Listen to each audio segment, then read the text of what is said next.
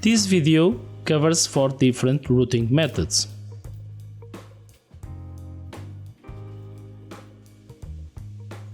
Some are minor variations, but, as always with these things, if they improve on the original and give the cuttings a better survival rate, they are worthwhile.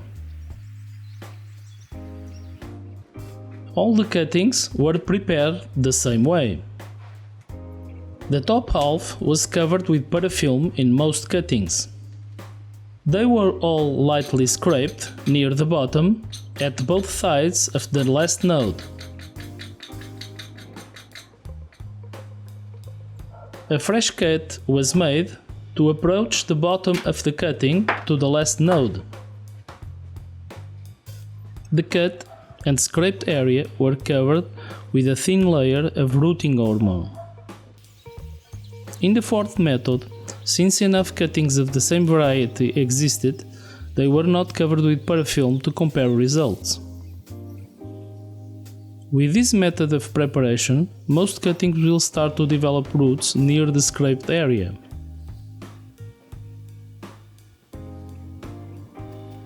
Nevertheless, developing roots and later some leaves is not all, as these will have to stay alive in the following weeks for the cutting to succeed. For instance, changing the cuttings from medium and environment after the development of roots can cause an abrupt decay followed by death of the cuttings if you don't take some precautions. So, a few different methods and mediums can be used to try to avoid these issues. The 4 methods used had a few differences between the main routing variables. One of them was the type of mix of soil available to the cuttings. Light and easy to drain mediums will prevent problems with rotting roots. So, easy soaking and heavy rooting mediums are best avoided.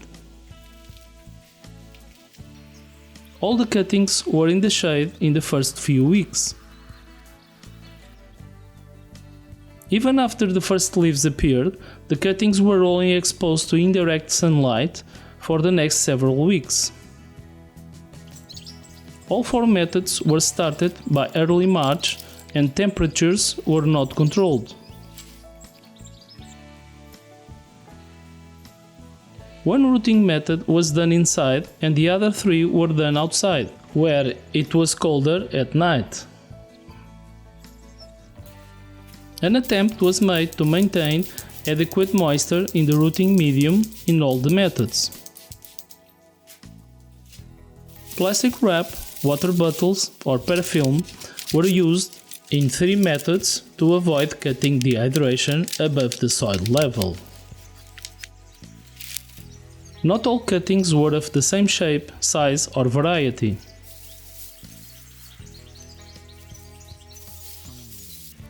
Wider cuttings are usually slower, and some varieties are more difficult to root. So, my intention was not to maintain perfect conditions and control all the variables, as in a valid scientific experiment. Just to make a rough comparison of a few different methods by changing a few variables. Rooting directly in a pot avoids the need to change the cuttings from one routing medium to another, so the roots are not disturbed. Nevertheless, you can see if the cuttings are developing roots. Also, it's more difficult to control the level of humidity in a small pot in the critical stages of rooting.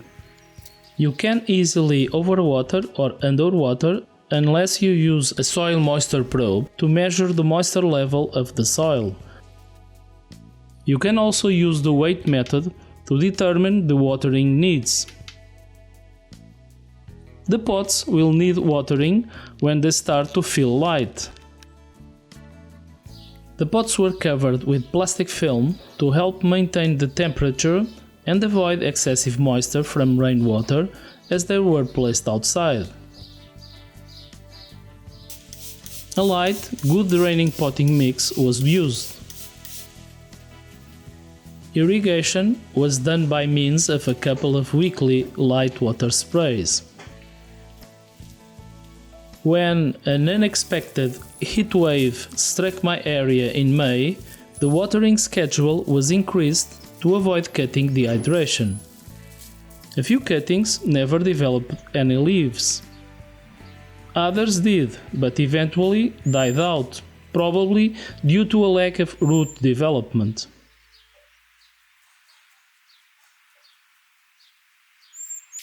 In this method, I used a mix of sand, soil and potting mix to provide a good, fast-draining rooting medium. The use of this mix in a larger pot may help to avoid problems of excess humidity and rotting of the cuttings and roots. The cuttings can stay above the lower, wetter area in case of excessive watering or rain. The pots were placed outside, around more developed plants and under a tree, to avoid direct sunlight.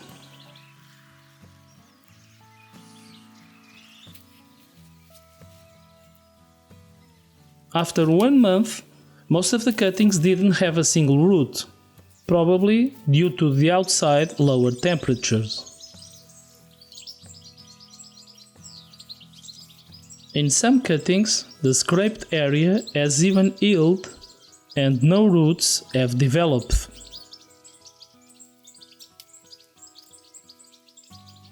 After 2 more weeks, the first roots started to appear.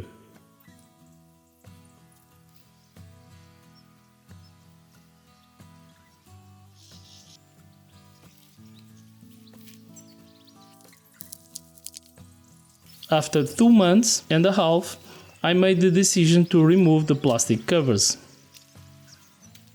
The step of removing the cover proved fatal for many of the cuttings as it coincided with a heat wave. More than half of the cuttings dried out. Only a few, more developed, survived, while others may yet pull through. Probably the quick change in air temperature and humidity was too much for most of them, and the leaves quickly withered and died.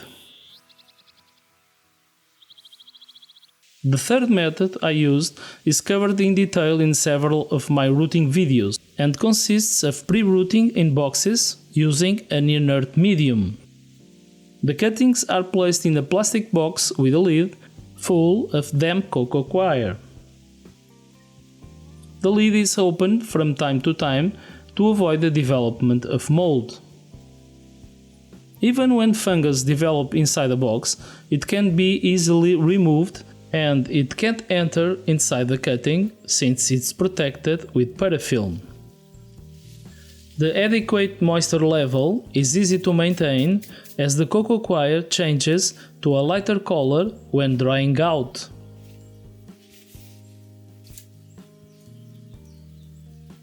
As this material has a great potential to absorb water, care must be taken to avoid placing the cuttings in excessive moisture.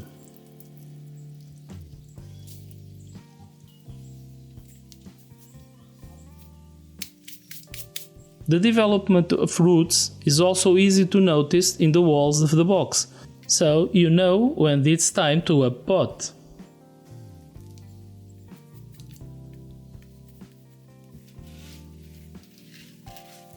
Usually, after 6 to 8 weeks, the cuttings are ready to remove from the box and place in pots.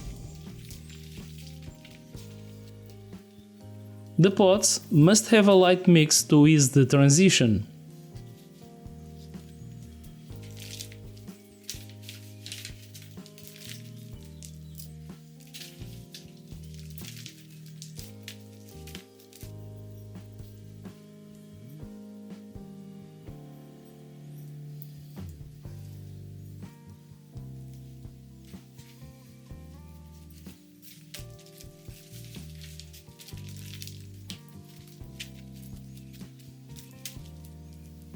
Some varieties might take more time to root than others.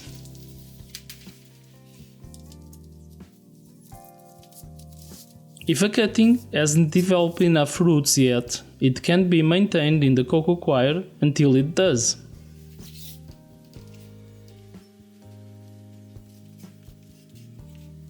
The success rate of this method was the highest of the 4 tested.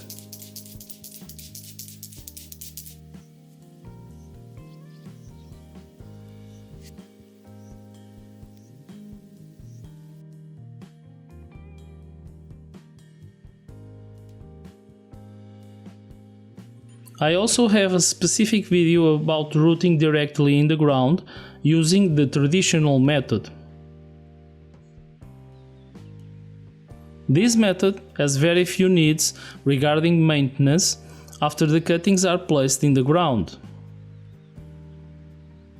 A sun cover has to be provided to avoid cutting dehydration. You can use branches or some other type of cover, as I did this time for convenience.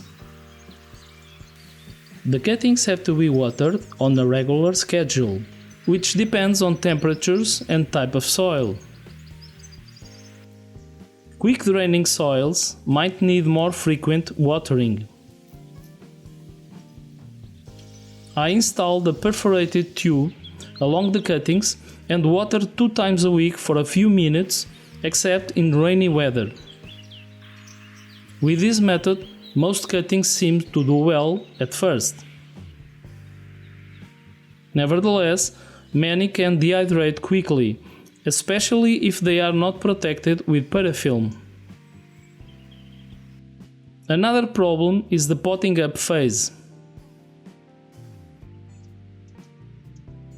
The roots tend not to react well to the disturbance and to the different moisture levels when in the pots.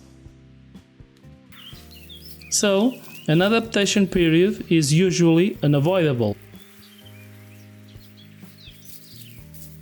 After comparing the 4 methods, the pre-rooting in cocoa coir had the highest percentage of successful cuttings.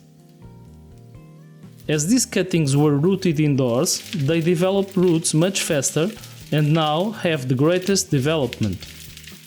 The higher variations of temperature and moisture levels of the other 3 methods, combined with uncertain weather, might explain the poorer results. Rooting directly on the ground seems to be in second place, as only a few cuttings dried out. But the potting up phase has to be completed yet, so it's not a definitive position.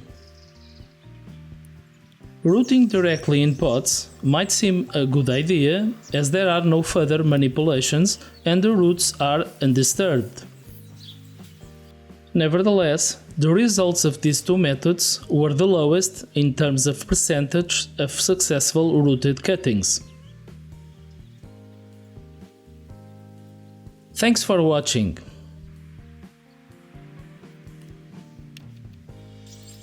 Like, subscribe, share and comment to support the channel.